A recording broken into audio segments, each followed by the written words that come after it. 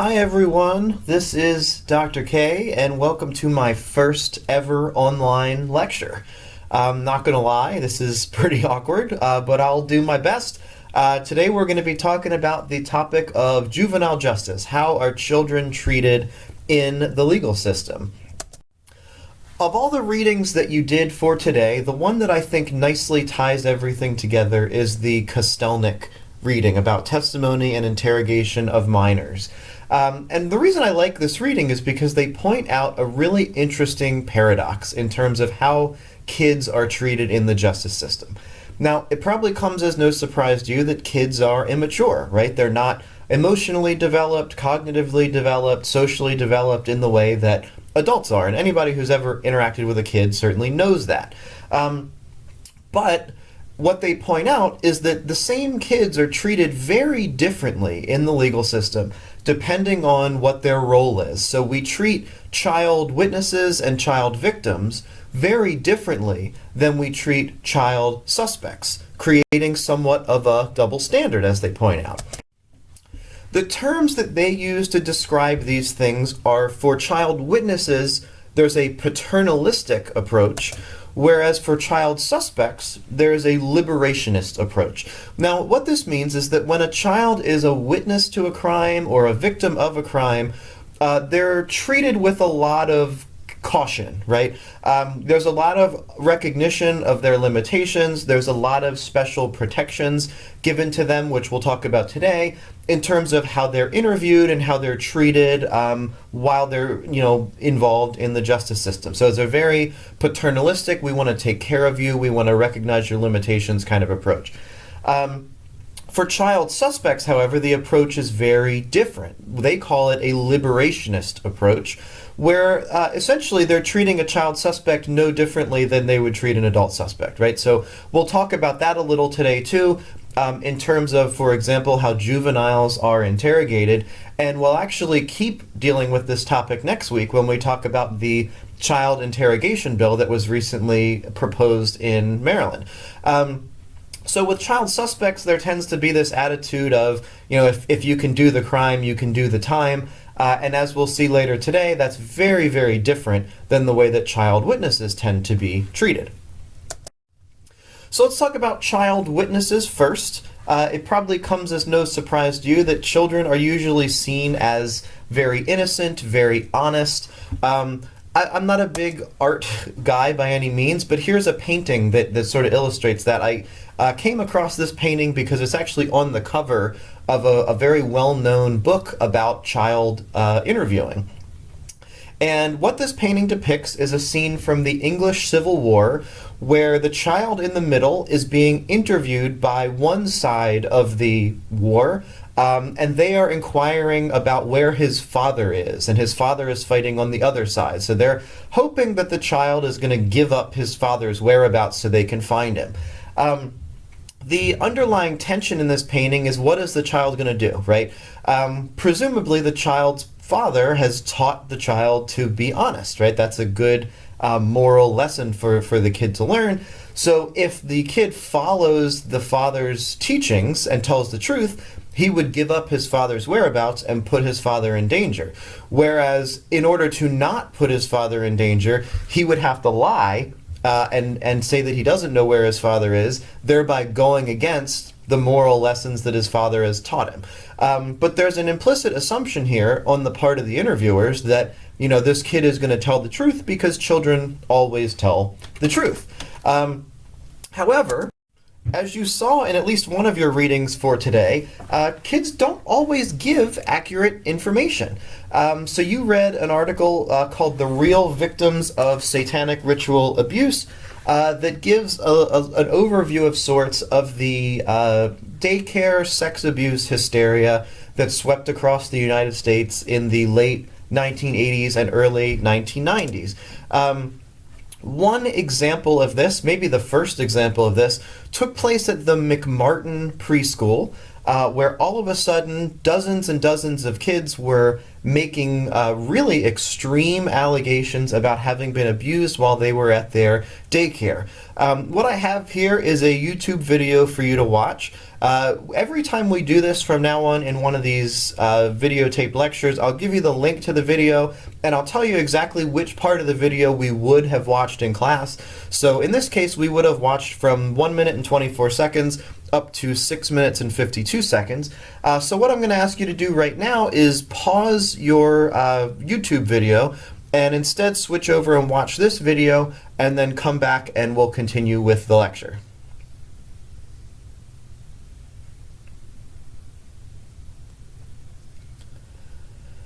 Okay, so you've had a chance to watch that video, which gives you a general sense of how almost contagious these cases were in the late 1980s, early 1990s, right? And in the article, you read about some of the really bizarre allegations that these kids made, and you maybe got a sense of the fact that the interviewing practices of these kids weren't so good.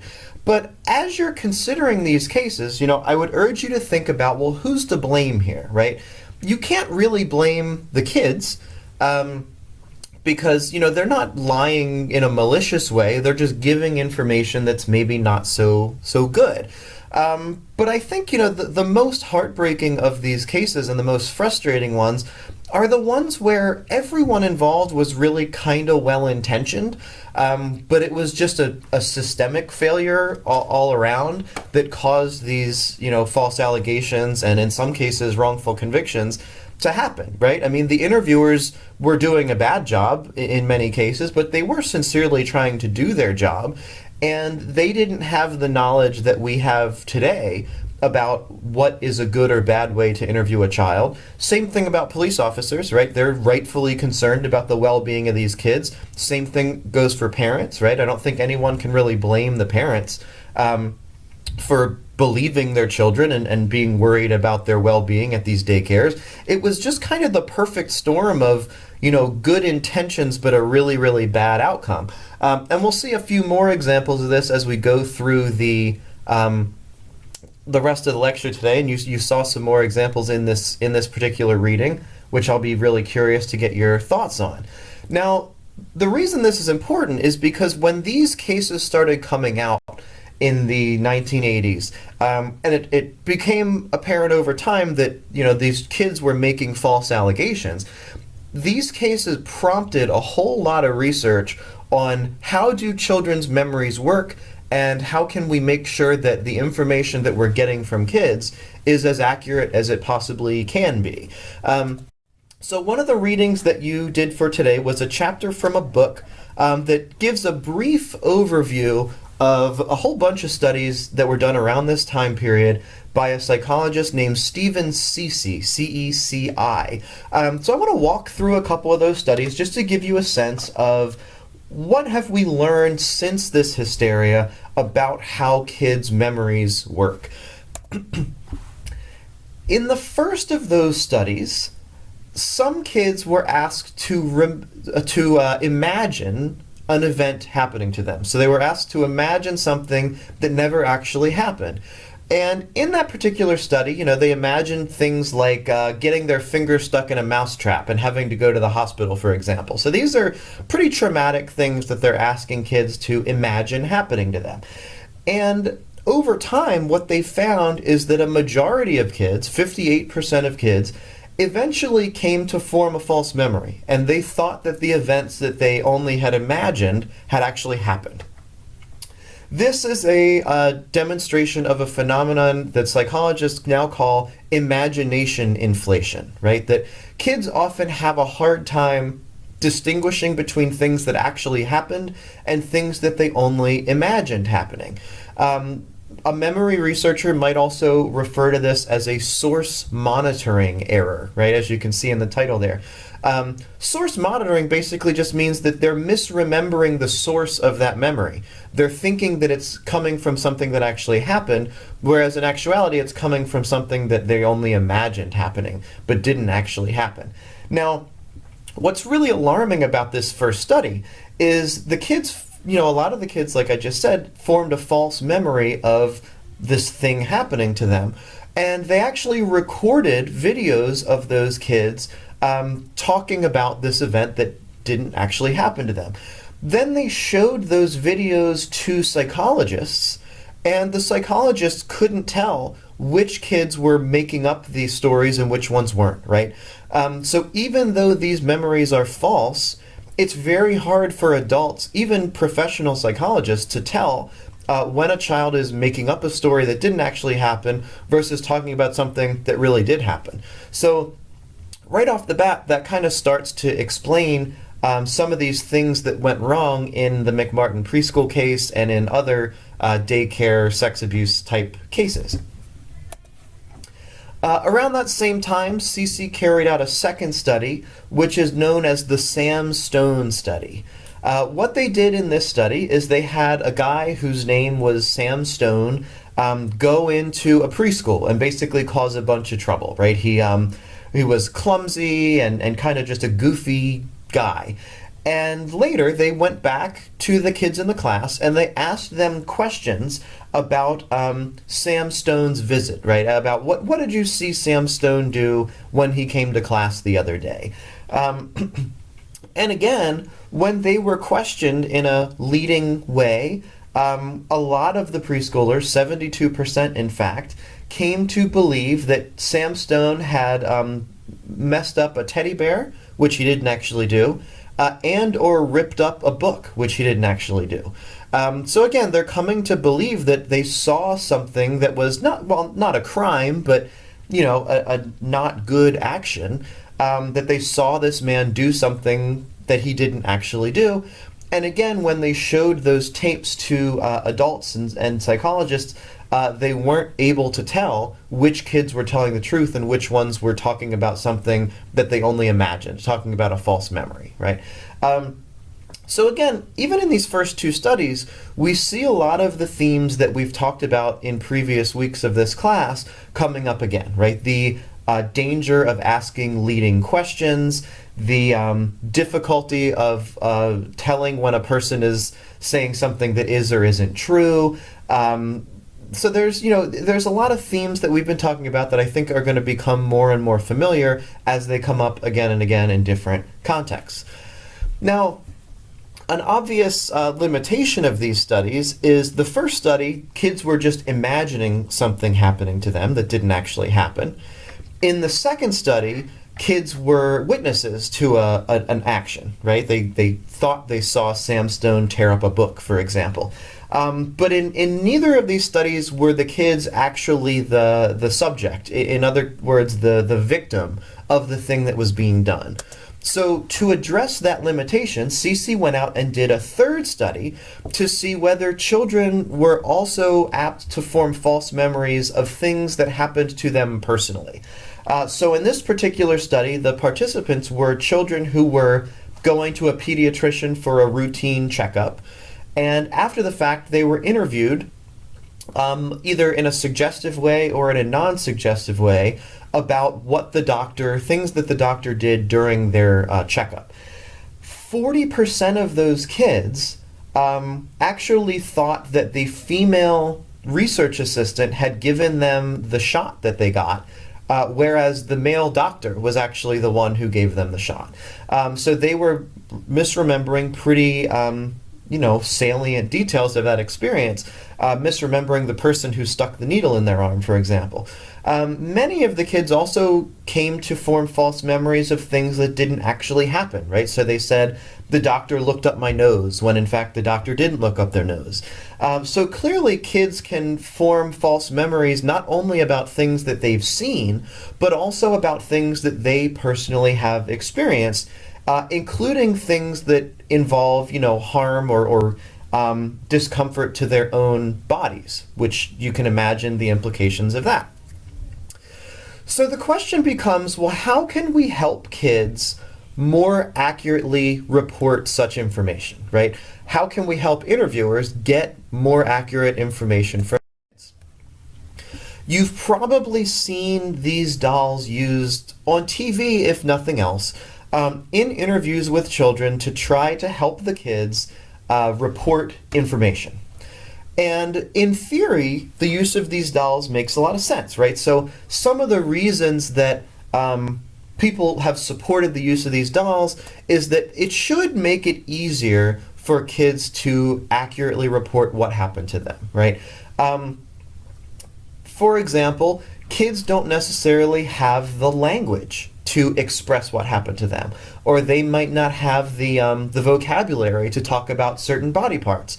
But if we give them a doll, it's easier, at least in theory, for them to demonstrate what happened to them by pointing to parts of the doll or by acting out things with the dolls.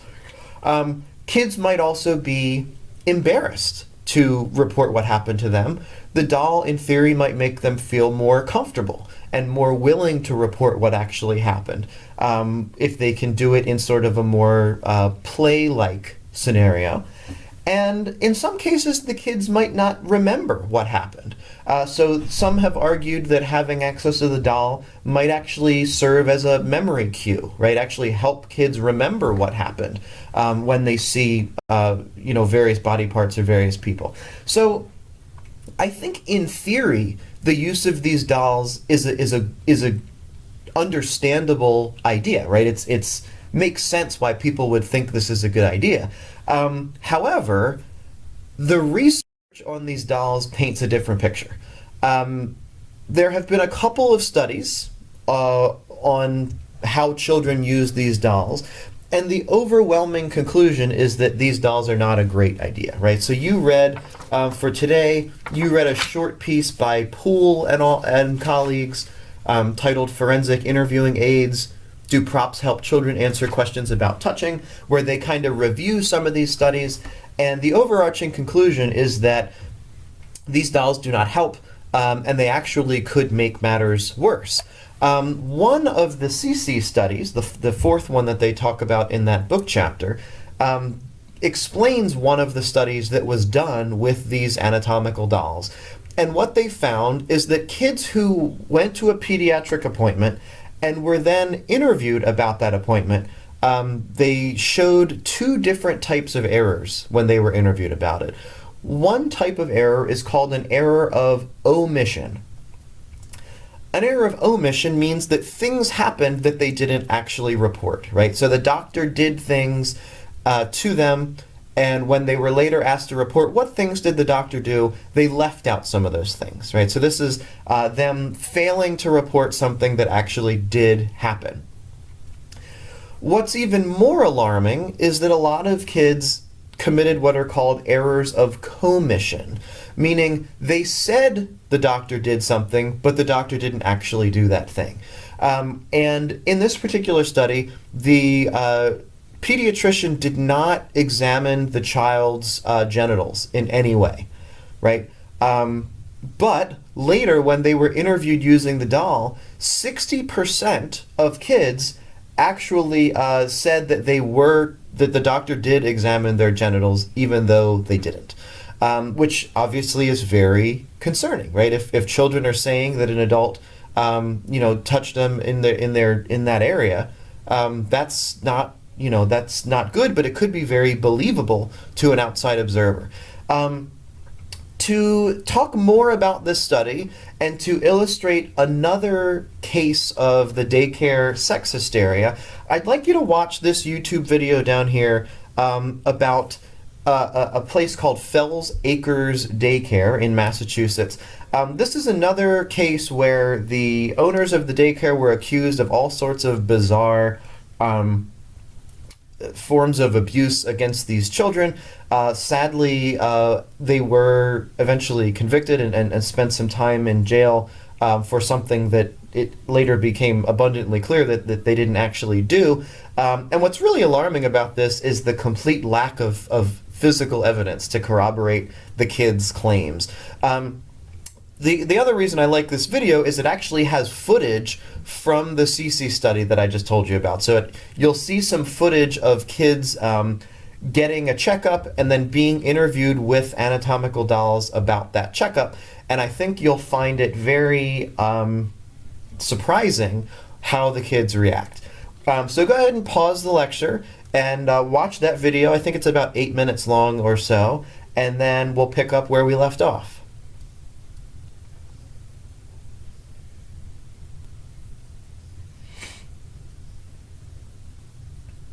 welcome back. That is quite an alarming video, is it not? I mean, watching those kids play with the dolls, watching one child, hammer a stick into the doll, kids are clearly very creative, right? So that's really the first problem with the use of these dolls, is that when a kid sees a doll, they think, oh, it's time to play, it's time to be imaginative. So the mere fact that they have this doll encourages imaginative play. That's kind of compounded by the fact that these dolls are not like other dolls, right? They are anatomically correct. They have all the anatomical parts that a human does. So not only do dolls inherently encourage kids to be imaginative, but these dolls have parts that other dolls don't have. So kids are likely to be drawn to those parts right off the bat because, oh, my other dolls don't have those parts. Let me play around with these and see what I can do. So that is one sort of more obvious problem, I think, with the use of these interviewing dolls. There's a second problem, though, one that's even deeper and a little more theoretical than that. That problem is that children lack a cognitive ability that we call dual representation. Dual representation is the ability to understand symbols, right? Understand that something can both be an object, but also a symbol for something else. What I'm getting at here is that kids have a hard time understanding that the doll is not just a doll. The doll is meant to be a symbol of their own body. So the doll's left arm is a representation of my left arm, and the doll's stomach is a representation of my stomach, and so on. Kids have a hard time understanding this, because if you think about it, that's a pretty sophisticated thing to ask a kid to be doing. Now, there have been some studies on this, but I want to tell you about one in particular that, as you can see in the picture there, involves the use of stickers. So in this one study, they had kids read a story. In fact, they had the story was read to them by a researcher. And as part of the story, at 4 different times in the story, the researcher would stop the story and put a sticker somewhere on the kid's body. So a sticker on their forehead, a sticker on their wrist, a sticker on their knee. And then later, after they had finished the story, they gave the child a doll and they said, okay, I'd like you to put the stickers on the doll in the same place that I put the stickers on you earlier. Kids couldn't do this for the most part, especially younger kids had a really hard time making that connection that, okay, you put a sticker on my forehead, so I should put a sticker on the doll's forehead, right? They often failed to be able to do that. What's even more kind of funny about this is a lot of the kids, when they were asked to do this, were still wearing the stickers. So they didn't even have to remember where the researcher put the stickers. All they had to do was understand that, okay, my forehead equals the doll's forehead, and they still couldn't do that. So that's the sort of deeper reason why these dolls don't tend to be very helpful, is that kids can't use them in the way that they're intended. Essentially, we're asking too much of kids here. All right, I want to shift for a minute and talk about a paradigm that is used to study false memories. I can't recall if this was brought up in your readings or not, but this paradigm is fairly common. It's also very simple. Some of you might have even learned about this before in another psychology class. It's called the DRM paradigm. It stands for Deese, Roediger, McDermott. It's just the initials of the 3 people who came up with it. The way that this paradigm works is that you will be asked to listen to a series of words, and then you'll be asked to recall the words that you heard. So let's practice doing this, okay?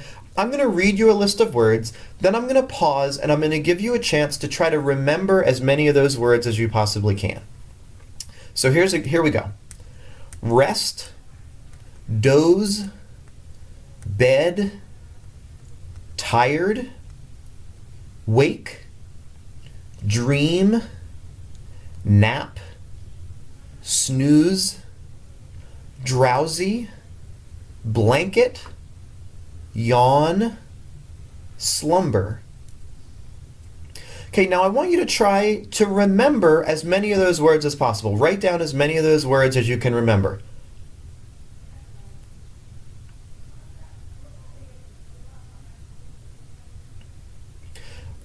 All right, you all done?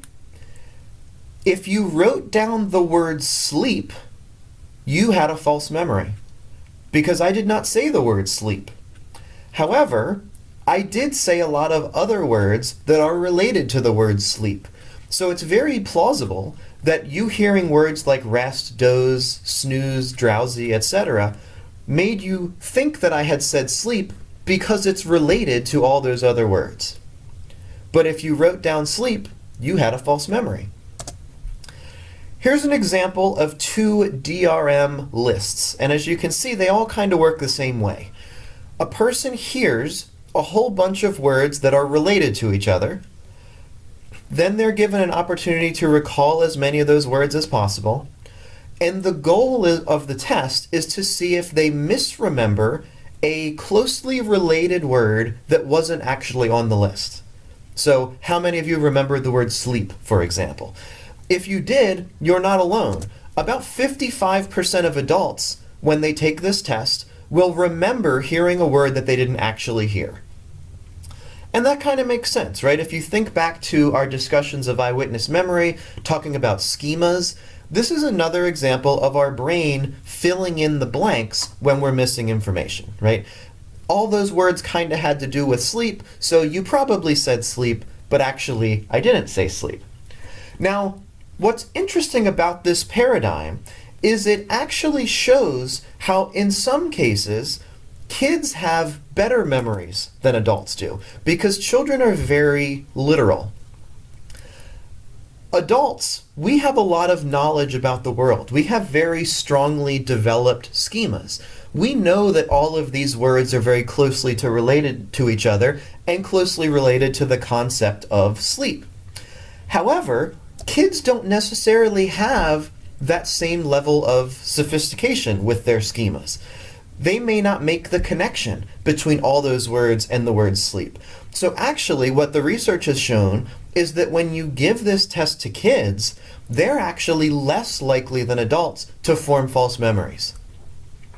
As much as we might be tempted to, emphasize the fact that kids' memories tend to be really poor, which in many circumstances they are, this shows one situation in which kids' memories are actually better than adults. They're less likely to form false memories based on schemas because their schemas aren't as well developed as ours are. So there's sort of an interesting paradox built in there. Now, you just watched the video a little while ago about the Fels-Akers case, where kids made some very bizarre accusations of abuse, things that couldn't possibly have happened. This finding, though, this sort of pattern of research might explain that, right? If you think about it, kids don't have schemas for sex or for abuse, right? Kids don't really have a well-developed schema for this is what sex is like. So instead, they made up these really outlandish things that don't fit with a normal schema for what sex would look like. So while those allegations might be kind of bizarre if taken out of context, if you think of it in the context of, well, kids don't have schemas for this sort of thing, so they don't really have anything to go off of, it might kind of start to make some sense. The last CC study I want to talk about is the one that looked at expectancy effects. And the reason I bring this up is because for the next couple weeks, expectancy effects are going to come up quite a bit. We're going to talk a lot about how a person's expectations are very powerful and shape how they see the world around them. So in this particular study, which is the 6th one that CC talks about, what they did is they manipulated the interviewer's expectations before they went in to interview a child. So the interviewers, in a lot of cases, were led to believe that certain things had happened to the child that didn't actually happen. And what they found in that study is that the interviewers were more likely to ask leading questions, right? So in other words, it created a sort of self-fulfilling prophecy. They believe that this thing happened. Therefore, they start questioning the child about this thing that they think happened.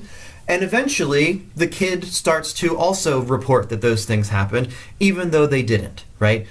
So expectations here created a self-fulfilling prophecy where it didn't really matter whether the thing actually happened or not. What mattered is if the interviewer believed it happened. And if the interviewer believed it happened, then eventually the outcome of the interview was that the child also came to believe that it happened, even though it didn't. Switching gears now a little bit from talking about child witnesses to child suspects, think about how these expectancy effects might play out in the context of an interrogation. A few weeks ago, we talked about the Reid technique, and we talked about the difference between a suspect interview and a suspect interrogation. And what we decided is that interrogations only happen when they've already decided that you're guilty, right? And this is actually a direct quote from the Reid manual. An interrogation is conducted only when the investigator is reasonably certain of the suspect's guilt. So in the same way that the interviewers in the CC study had expectations about what did or didn't happen to the child they were interviewing, interrogators enter an interrogation with an expectation that the person they're interviewing is guilty. Now, presumably, and there actually is some research on this, interviewers who think that a suspect is guilty question them very differently than interviewers who think that a suspect is innocent. Usually, if an interrogator thinks that the suspect is guilty, they tend to be more aggressive toward them. And a suspect, when they're questioned aggressively, tends to get really defensive, right? Which then the interrogator interprets their defensiveness as further evidence of their guilt. So again, it kind of sets up this interesting self-fulfilling prophecy there. The expectation influences the questioning, which then influences the suspect's reaction in a way that becomes self-fulfilling. Unfortunately, the research on juvenile suspects being interrogated overwhelmingly suggests that police interrogate adults and juveniles in the same way. There have been a lot of studies on this, both observational studies and self-report studies. Here's a table from one such study where they asked police officers, how often do you use this tactic with adults? How often do you use this tactic with juveniles? And here you can see in this table there are not a lot of differences there, right? For example, using minimization, minimizing the seriousness of the offense, they're doing it just as much with adults as they are with children. Using deceit, lying about evidence, for example, they do that just as much with adults as they do with children. Presenting false evidence, discouraging denials. The fact is, police rarely receive specialized training on how to interrogate juveniles and adults differently. So usually what they do is they just rely on their training, they treat them all the same, but as we know, juveniles aren't the same. And as we'll talk about in a little while, they react very differently to those same tactics than adults do. To give us a sense of what a juvenile interrogation might look like when the interrogators are using the same tactics they would use with an adult, I would refer you to this video of Michael Crow. We talked about Michael Crow very briefly when we looked at interrogations for the first time. We looked at Michael Crow as an example of an internalized false confession. There's a video here that has some clips from Michael Crow's interrogation that I'd ask you to pause real quick and watch, and then we will come back together and continue talking about interrogations.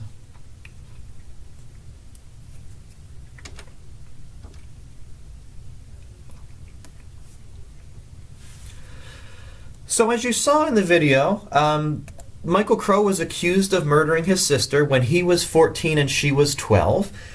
He was interrogated for 27 hours over the course of 3 days, during which time interrogators lied to him about DNA evidence. So they claimed that they had found his DNA in his sister's bedroom when they found his sister deceased. They also lied to him about lie detector evidence and said that they had evidence that he had failed the lie detector test when in fact that was not true. Over the course of that interrogation, as I said before, this is an example of an internalized false confession. Michael actually came to believe that he had killed his sister while he was sort of in like a sleepwalking-like trance. The interrogators convinced him that, he had sort of dissociated from himself, that there was a good Michael and a bad Michael, and that the bad Michael had killed his sister, but the good Michael couldn't remember that he had done it. So really, really egregious stuff here. Fortunately, this case has a fairly happy ending in the sense that Michael was only in jail for 6 months before DNA was tested and it identified the actual killer of his sister. So the charges were dropped when they found that the DNA matched. False confessions among juveniles are not uncommon, and in fact it's well known that being a juvenile is in and of itself a risk factor for false confessions for reasons that we'll talk about in just a minute. Lindsay Malloy is a researcher who studies juvenile interrogations, among other things, and in a somewhat recent study she interviewed 193 juveniles who were currently incarcerated and asked them if at any point in their life they had given a false confession to police. She was surprised to find that about a third of them, 35%, claimed that they had indeed given a false confession at some point. And she found that in many cases, juveniles gave their false confessions voluntarily. So we talked about voluntary false confessions a few weeks ago. She found that many juveniles actually confessed to protect someone else, right? So for example, to protect an older sibling who would have been charged as an adult and presumably gotten a harsher punishment. So juveniles may be especially prone to not only false confessions, but voluntary false confessions. However, corroborating that table that we saw earlier, she also asked the juveniles in this study to talk about their own experience of having been interrogated. And again, what she found is that most of them reported that police used the same sorts of tactics with them that they're trained to use with adults, right? 80%, for example, of the juveniles reported that the interrogator threatened them. Almost 40% reported a refusal. So, for example, refusing to let them call a lawyer or use the bathroom or take a nap or whatever it might be. 60% reported having been insulted, 80% having been lied to, but also 70% having been befriended, right? And with respect to building rapport and perhaps using minimization tactics there. So again, kids not being treated differently than adults, but kids being psychologically different from adults creates a recipe for kids being very likely to give a false confession. This video here is of the aforementioned researcher, Lindsay Malloy, talking a little bit about her research and about the phenomenon of juvenile false confessions from a TED Talk that she gave a few years ago. I'd like you to watch about 5 minutes of this video, starting at 6 minutes and 37 seconds and watching up to about 11 minutes. So go ahead and pause and watch that, and then we will come back.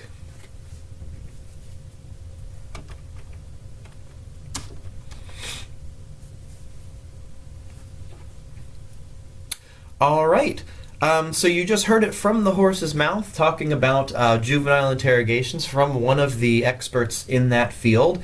And she started to allude to some of the reasons why juveniles are more likely to give a false confession. If we take a step back for a second, a few weeks ago we talked about 3 distinct sort of parts of that process, the read process. We have the behavior analysis interview, where police are trying to make a determination about whether this person is lying or telling the truth. We have the Miranda warning, which is guaranteed constitutionally. And then we have the interrogation using all the sorts of read tactics that we talked about a few weeks ago. What the research shows is that juveniles are more vulnerable than adults at all 3 of these stages. So first, with respect to the behavior analysis interview, kids don't have the vocabulary that adults do, so they tend to be confused by legal jargon. They also tend to be less self-confident than adults, right? Everybody who's listening to this has at some point been a not self-confident teenager. We remember what that's like. Now, what's interesting about this, though, is that their confusion and lack of confidence can actually manifest in their nonverbal behaviors. So they might be slower to respond, for example, if they're confused by what the police officer is saying to them. Or they may be less likely to make eye contact because they're awkward and not self-confident. Those are just normal things for teenagers to do, right? That's just part of being an awkward adolescent. But in the context of the behavior analysis interview, those nonverbal behaviors can be interpreted as indicative of deception. In other words, the adolescents are just acting like normal, awkward adolescents, but those behaviors are being mistakenly flagged as signs of them lying. So they're mistakenly judged as deceptive. They get brought in for the interrogation, but first they need to be read their Miranda rights. We know that adults have a hard enough time understanding their Miranda rights, and we saw a few weeks ago how the way that Miranda rights are written varies dramatically between different jurisdictions in different states, right? In some cases, they're written at a very high level that's hard for people to understand. It probably doesn't surprise you that juveniles have an even harder time understanding their Miranda rights. And this is another one of the issues that's going to come up next week when we talk about the Maryland Senate bill on child interrogations. One of the major provisions of that bill is to make sure that Miranda warnings are delivered to children in a way that's easy for them, or at least easier for them to understand. You may also wonder, well, what if, we guarantee that their parent be present while they're being interrogated? In theory, that seems like it would be helpful, but unfortunately, in practice, it appears that that doesn't really help all that much.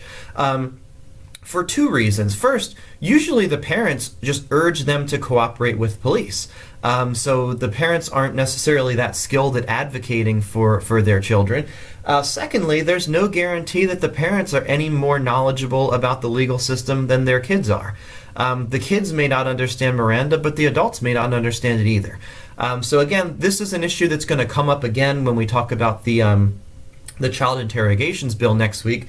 Another one of the provisions in that bill is that children would have to consult with an attorney, not just a parent, but an attorney, before they're interrogated. So it's guaranteeing them access not only to an adult, but to an adult who is knowledgeable about the legal system. We saw a few weeks ago that in studies of adults, it's been found that about 80% of adults waive their Miranda rights. For juveniles, that's even higher. It's about 90% of juveniles in the real world waive their Miranda rights. And as soon as they do, they're going to be subject to this guilt presumptive Reed-style interrogation that we've talked about previously. And we know that those interrogation tactics are problematic for adults and can elicit false confessions even from healthy, normal adults. Juveniles are even more vulnerable to them. And the reason for that is that juveniles are socially, neurologically, and cognitively less mature than adults are. We know very well, for example, that adolescents tend to be sensitive to peer pressure, especially when the peer pressure is coming from an authority figure like a police officer. So they're very likely to acquiesce to the police officer's demands. Another thing that makes juveniles especially vulnerable is that they tend to be very focused on short-term rewards, right?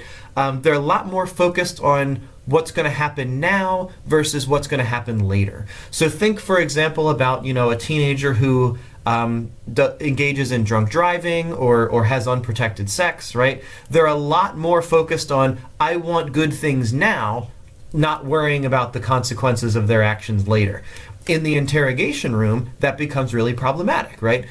Because they're mostly focused on, okay, how do I get out of here? I just want to go home. I don't want to be here anymore.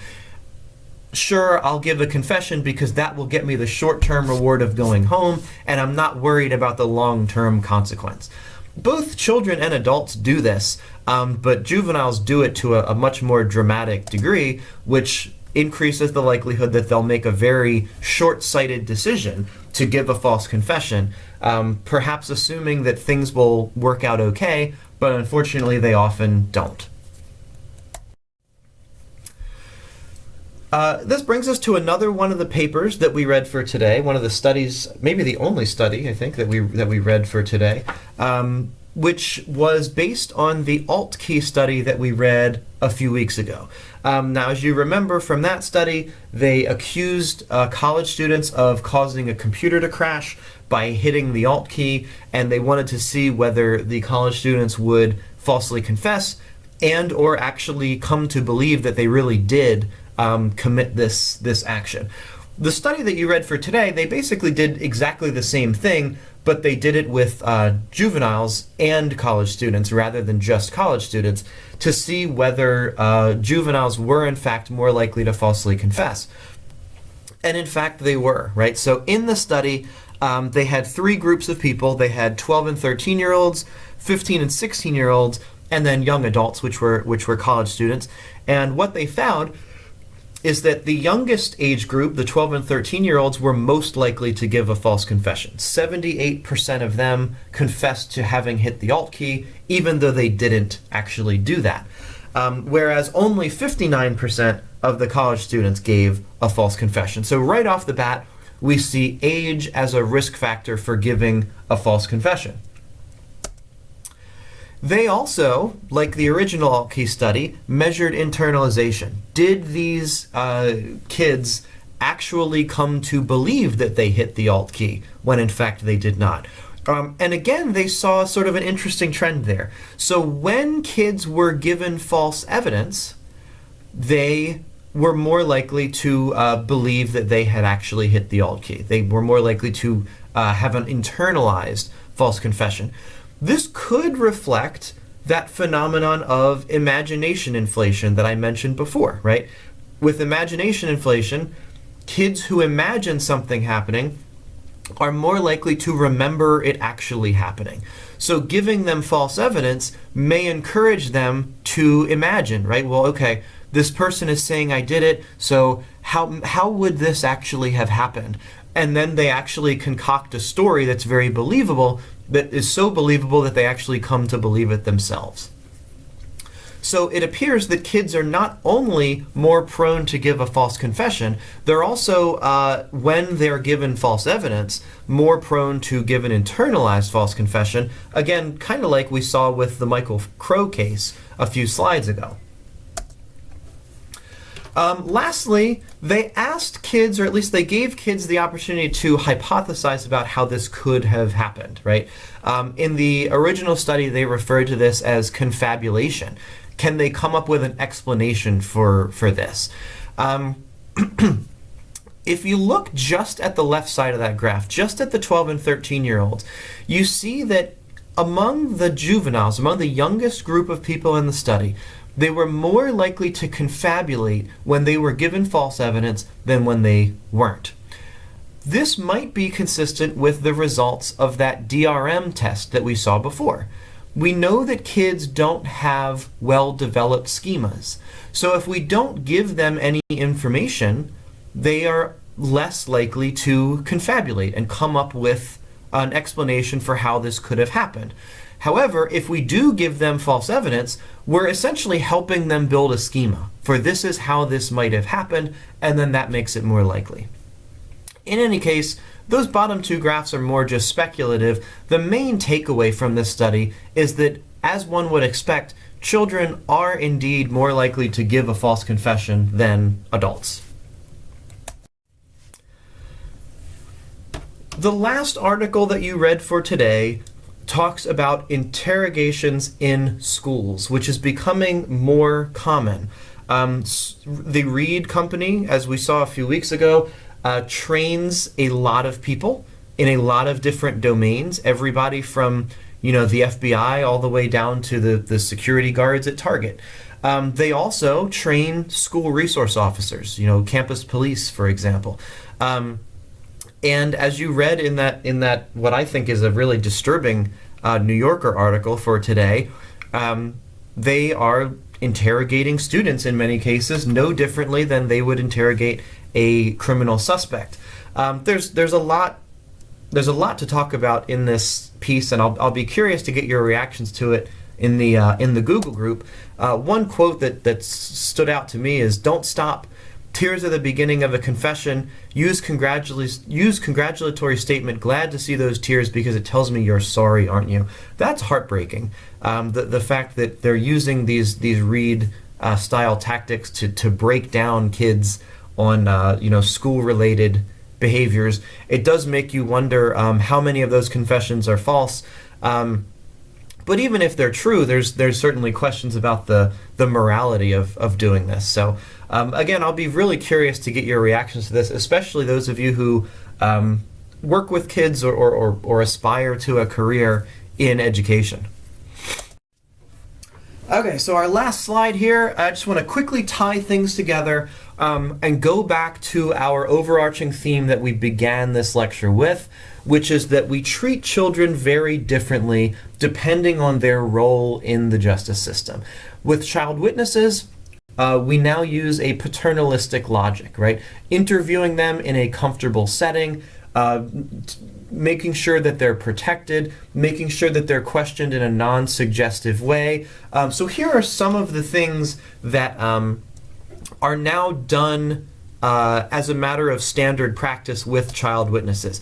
The interviews are often recorded, right? We saw when we were talking about interrogations that interrogations are often not recorded.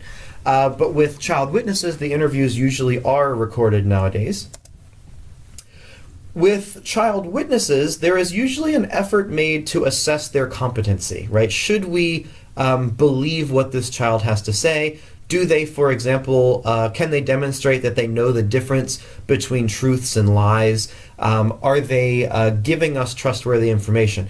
With child suspects, there's really no such protections, right? They're not, it's just assumed that they can remember things just as well as an adult does, and that they'll be just as honest and forthcoming as an adult would be. They're also interviewed in very different ways, right? In light of all of those daycare cases that we talked about earlier, there have been a lot of changes to how children are interviewed, and now there are a lot of protections in place to avoid leading questions and instead use open-ended questions, sort of more like a cognitive interview with children. Whereas with child suspects, they're treated the same as adults. They get the same Reed-style questioning that adults would, with minimization and threats and false evidence and all those sorts of things. So in a nutshell, as it stands, the justice system tends to recognize the limitations of child witnesses and to treat them in line with those limitations, whereas for child suspects, they're still using this liberationist approach and treating them no differently than adults, which in many cases can have just disastrous consequences and increase the risk of a child giving a false confession. That's it for today's lecture. Thanks for listening.